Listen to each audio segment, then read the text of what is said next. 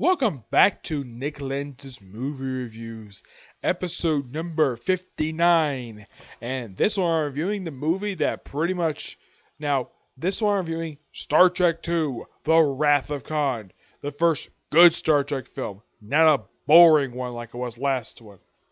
Yep, and here it is in this DVD case. Star Trek II, The Wrath of Khan. Released in 1982, the first of 4 films released in the 1980s. Yep. Yeah, motion picture, that was the only film released in the 70s. Yeah, the only one. Yeah. This film was roughly 112 minutes, roughly about 2 hours. Now, I have looked at I haven't seen director's cut. There is director's cut of this film, and this one is actually longer. I thought it was like 1 or 2 minutes. No, the director's cut is 20 minutes longer than this thing. And out of all the films, it is one of 2 that is real. One of 3 that's actually pretty dark. Though this was released in the early 80s.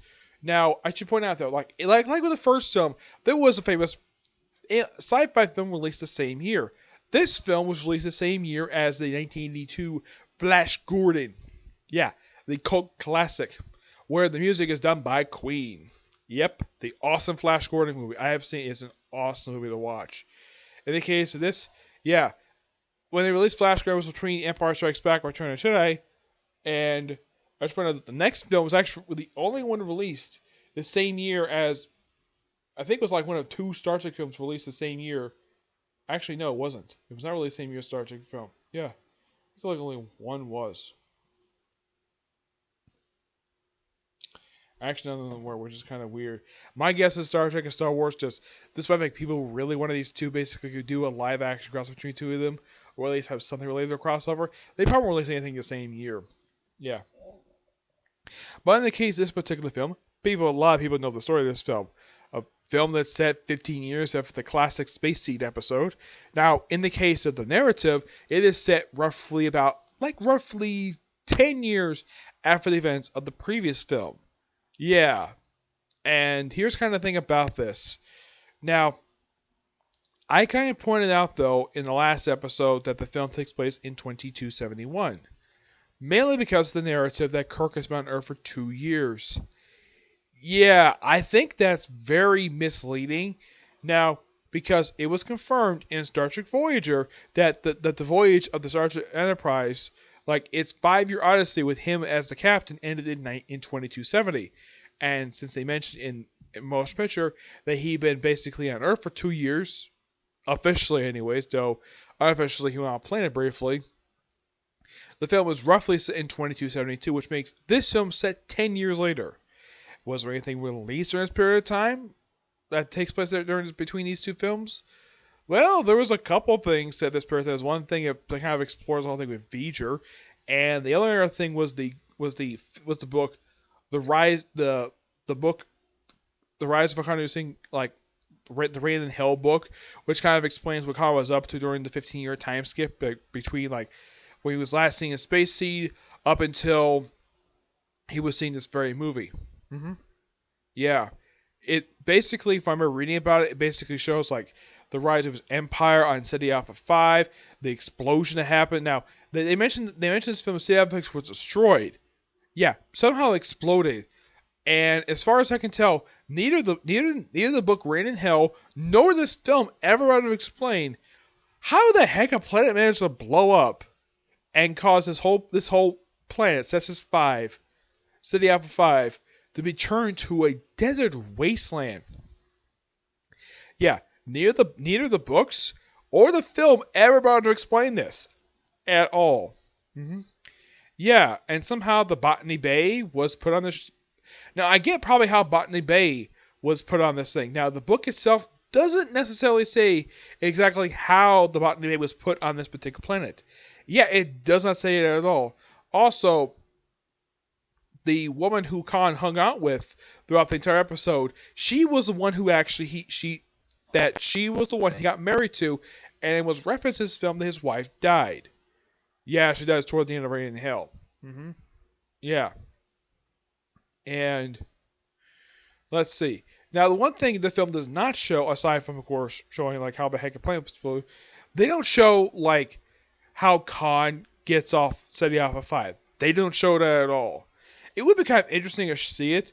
I don't think that it's been a while since I read the Wrath of Khan novel adaptation. I don't think that even explains. Heck, not even the comic.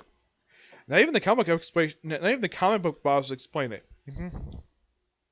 Though this film is notorious for basically one infamous scene in the film with William Shatner hamming it up, like getting on a communicator and yelling "Khan!" Yeah, over the entire intercom, basically also screaming outer space. Yeah, it is by far the most frequent thing people think of. It's become an internet meme nowadays, basically him screaming the thing "Khan" into this communicator, which is kind of weird. They have a communicator which simply on the Enterprise, it's basically the equivalent we need to think of the flip phone. On this ship, it's wrist communicators, which I'm like, that is bizarre. Why in the world would you use wrist communicators? It's the 23rd century. Of course, they mentioned the film. One thing I do appreciate about this particular film is that they do have the big thing in the late 23rd century. Now, the producer of this film is Nicholas Meyer. Now, he had never seen an episode of the original series prior to taking on the producer's credit of this film. And you know what he did after he took producer's credit? He watched all 79 episodes and got a good gist of it, basically. And he also modernized the uniforms, which, as far as I can tell, fans love the movie uniforms. The ones from they use from Wrath of Khan up until Unacceptable Country. Though this uniform did show up in Next Generation in flashback episodes. Yeah. Yeah. This is also the first time we got a chance to see James Doohan in the Star Trek films with white hair. Because, well, he's normally known for having black hair. And it's second film where he has a mustache.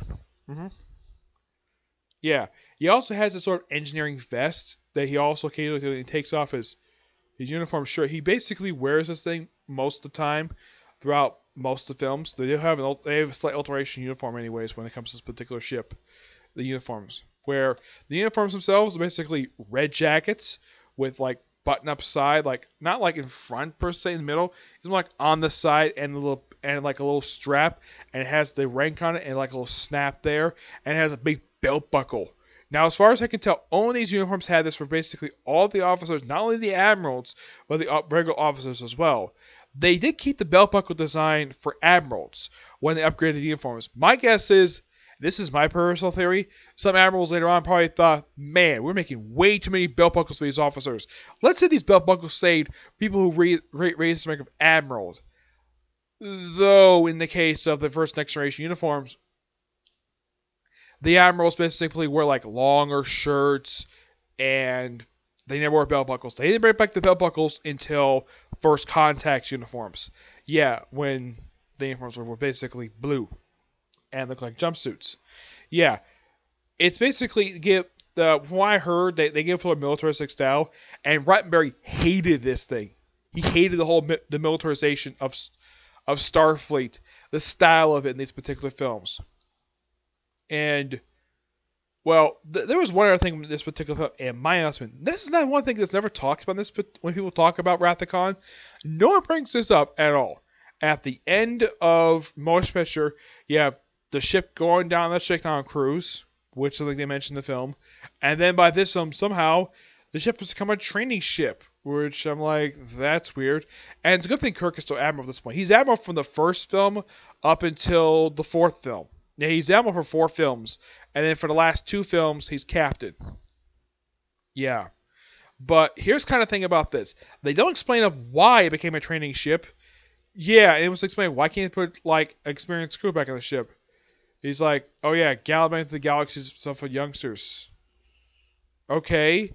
Like, that's something that's really bothered me about this particular film. You have the Enterprise, one of the most iconic ships in the history of the Federation, reduced to be a training vessel.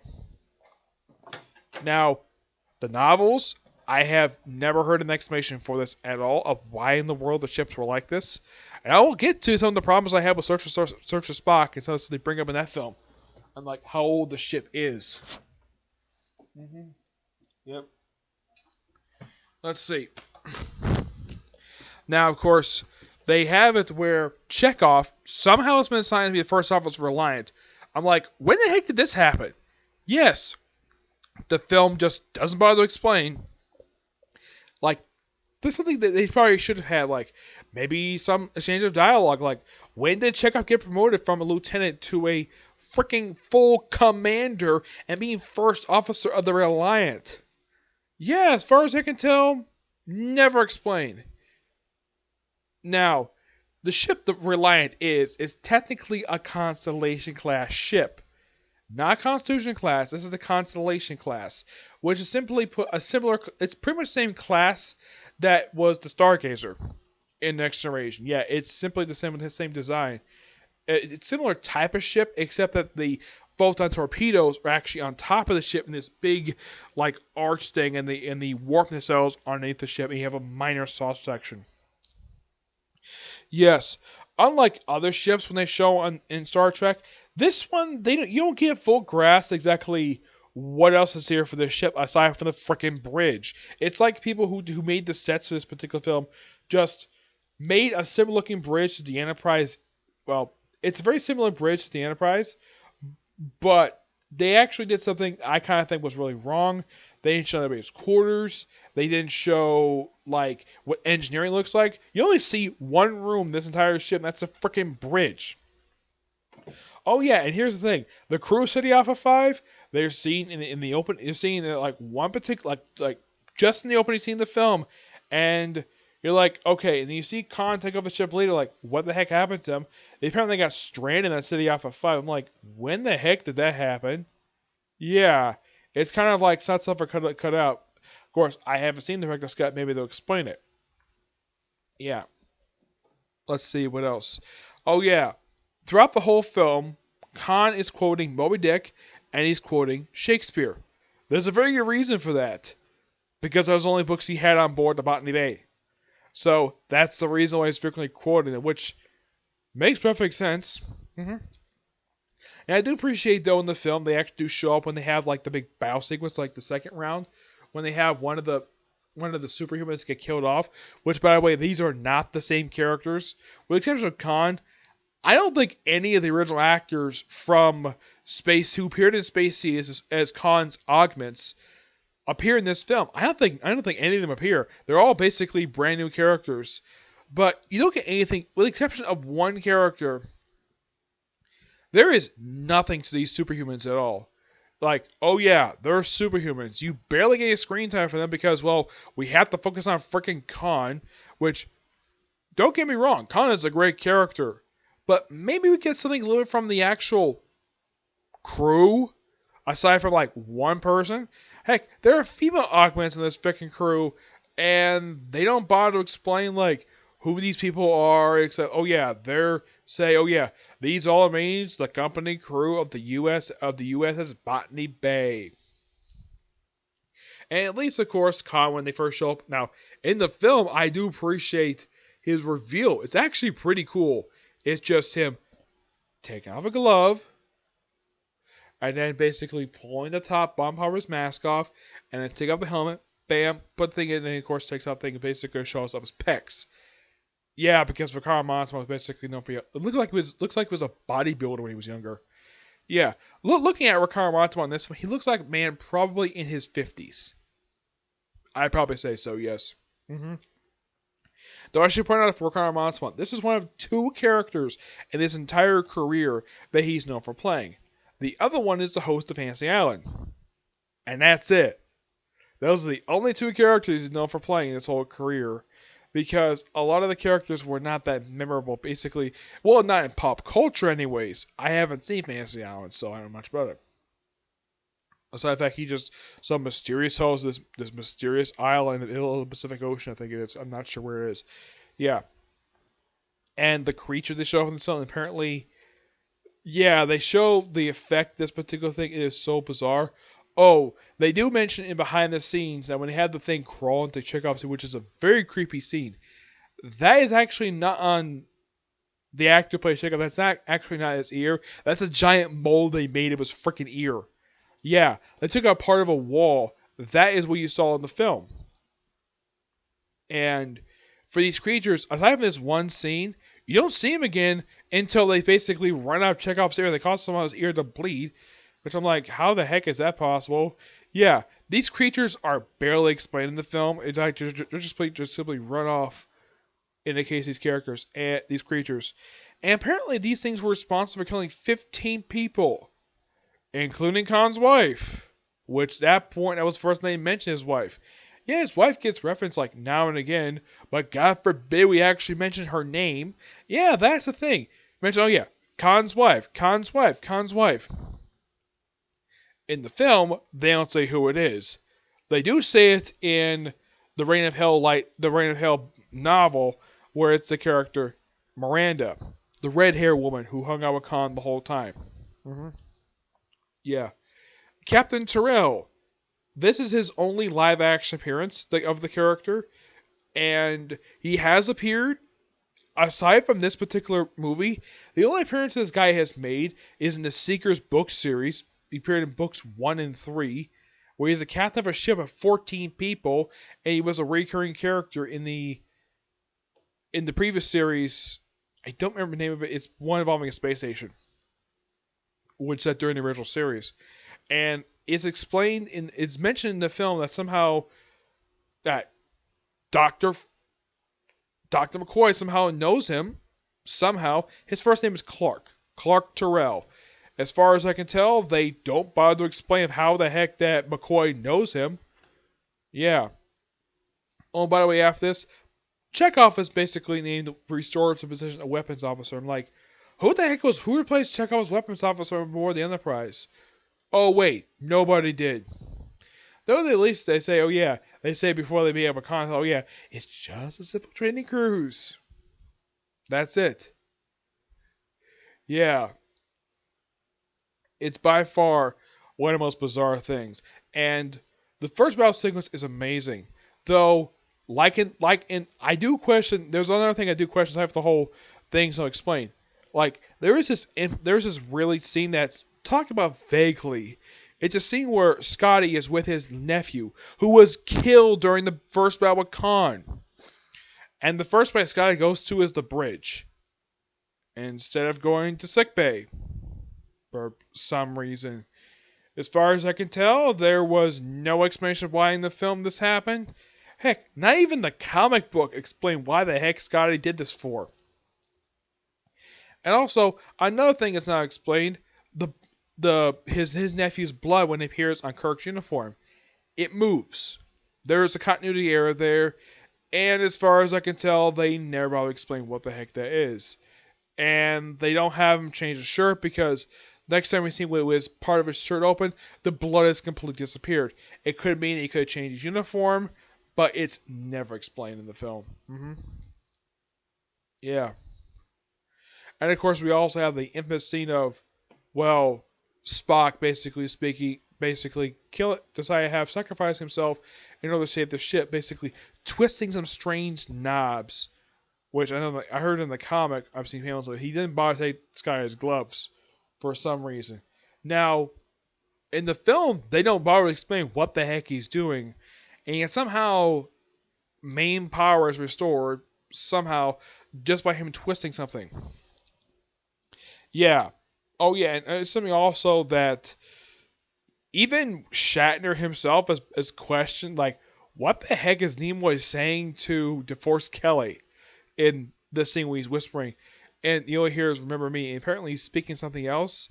As far as I can tell, Nimoy never bothered to explain what the heck he was saying in this particular scene, and I also heard that by the time of this film, now, the death of Spock was coming. I mean, Nimoy was basically for it. He had nothing against it.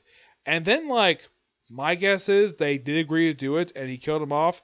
But my guess is because of the unexpected hit of Wrath of Khan, they decided to come back anyways and direct the following 2 films. Yep. And, yeah. And one thing I also got, now, here's some praise I have for the film. The acting is pretty good in this whole film. The writing is pretty good. That's why I think there's some minor plot holes. And this film was noteworthy not only for basically famous moments, but it's the film debut of Kirstie Alley. And yes, this is before she tried to put on 20 pounds of weight. This is when she was thin and smoking hot. So this was the early 80s. And this came right after she left the show Cheers after 3 seasons. Yeah, that's when she got their start.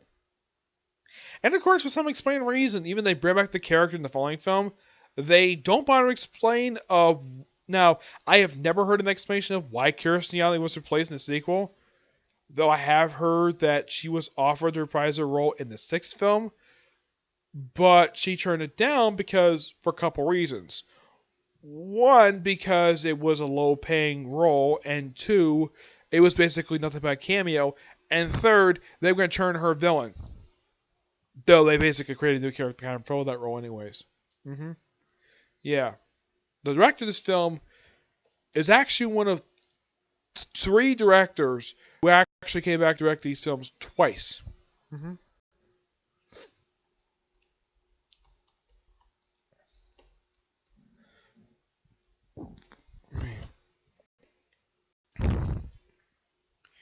This guy's name is... Oh, it's Nicholas Meyer, okay.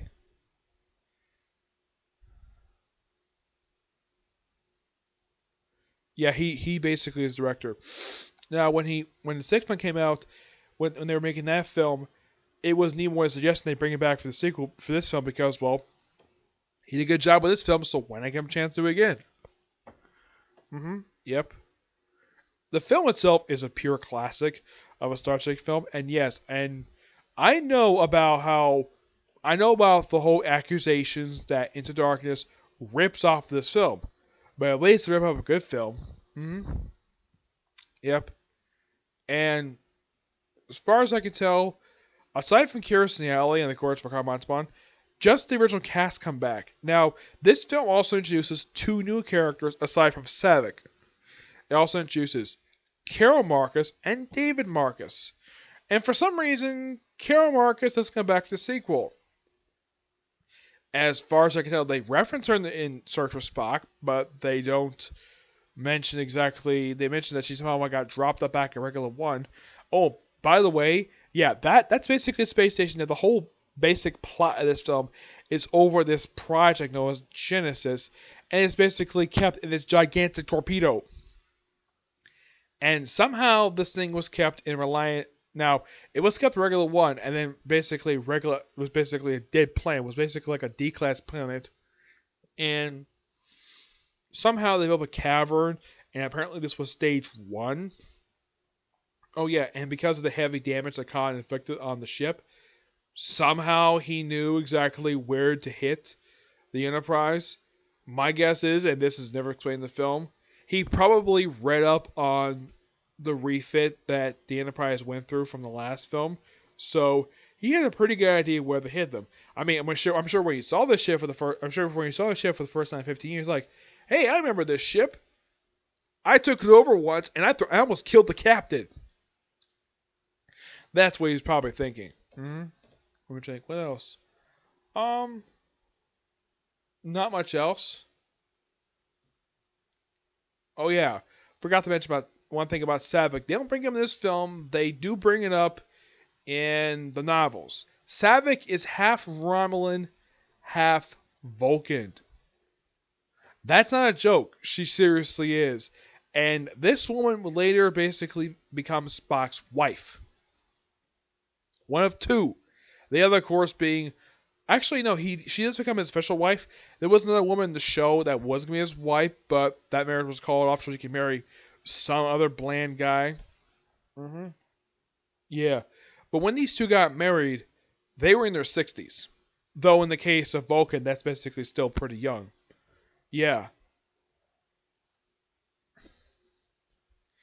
And as far as I can tell, that's really it. I mean, I get the film a 10 out of 10. It's a fantastic film. Oh, I want to point out something else, though. This is something that's not talked about, also not talked about very much. The dark overtones when it comes to this particular film, though this released in the early 80s. There was another particular film released this very year, Conan the Barbarian. Yep, released the same exact year. A film with Arnold Schwarzenegger. I mean, the most shocking thing about this film is not the big battles. No. One of my shocking moments is basically seeing a bunch of dead bodies.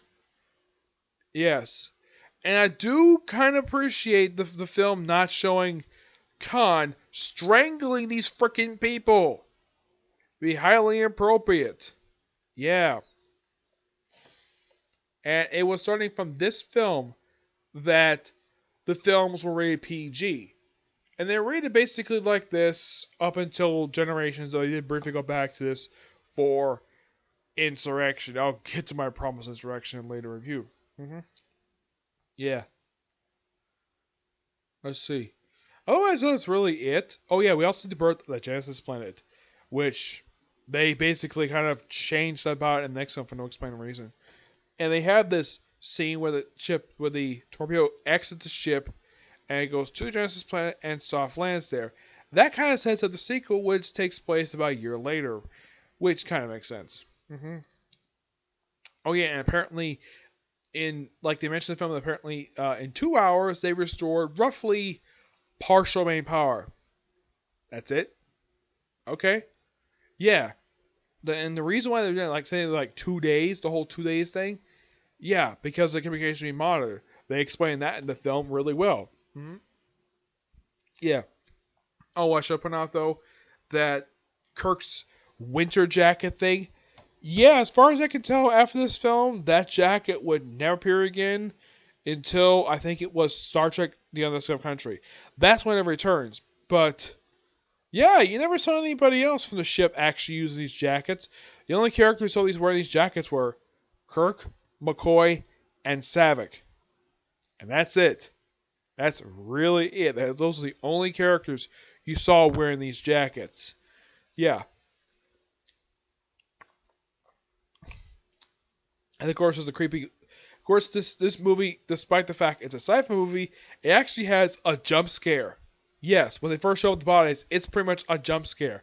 It's like, oh, actually, it's two jump scares. First is basically McCoy being spooked by a freaking mouse, and he opens up like he walks backward through a door, and he turns around, boom! There's basically a dead body hanging from the ceiling, though it's hanging from a catwalk, basically basically second floor anyway of this particular lab. Yeah, but that's all I can think of when it comes to particular. It's a really good film to watch, and by far of the first six films, the best one. Now, I do have opinions about the third film. Now, here's something really weird about the Star Trek film franchise. It has this weird thing where the even number of films are good and the odd number of films are bad. This next film, I don't think follows that rule because I think it's the only even number film that actually is good. Yep, I actually went up two anyways. Alright? But until I see you next review, bye.